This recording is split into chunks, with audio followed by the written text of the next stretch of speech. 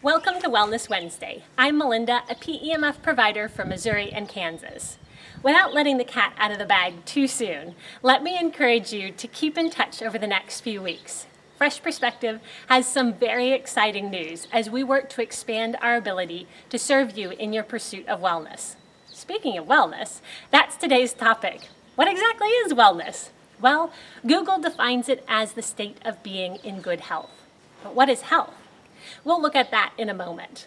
The Global Wellness Institute takes the definition a step further and says, wellness is a modern world with ancient roots. Wellness is the active pursuit of activities, choices, and lifestyles that lead to a state of holistic health. There's that word health again, but this time with a modifier, holistic. So, what is health? According to Merriam-Webster, the state of being free from illness or injury, a person's mental or physical condition. And if we look to holistic health specifically, it's more than physical. It's all elements working in harmony. What elements? Physical, of course, mental as well, but also spiritual, emotional, social, and environmental.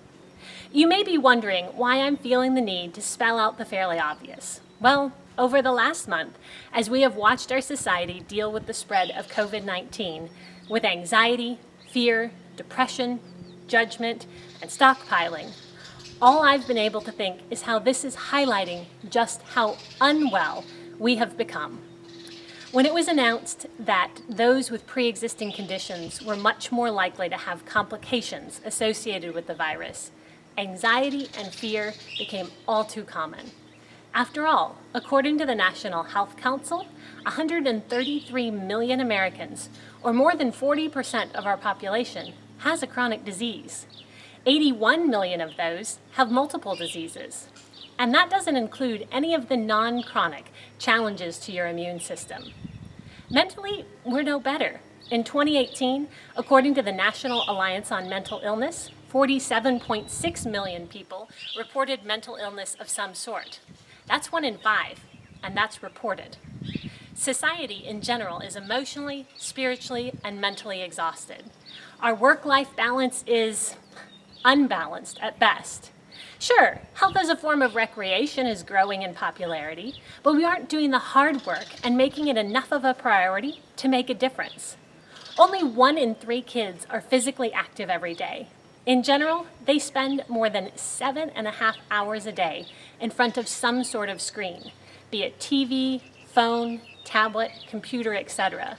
Adults aren't any better. According to HHS.gov, only 1 in 3 are getting the recommended amount of physical activity each week.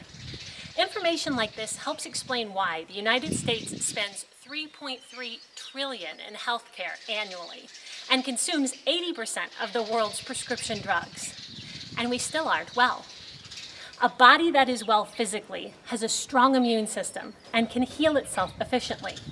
A body that is well mentally can cope with everyday stresses and has a better leg up when dealing with bigger challenges like we're currently facing. A body that is well emotionally knows itself and recognizes how external events are affecting it. It then takes that information and chooses an appropriate response. A body that is well spiritually is grounded.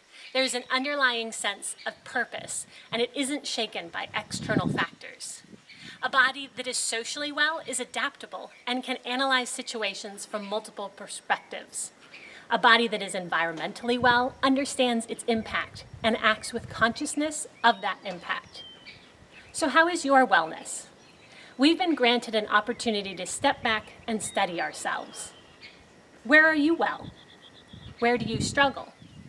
Remember that wellness isn't static. It's an active pursuit.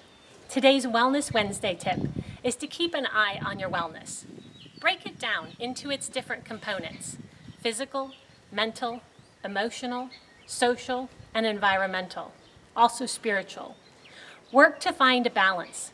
Remember, an ounce of prevention is worth a pound of cure. Be healthy, be well, and have a wonderful Wednesday.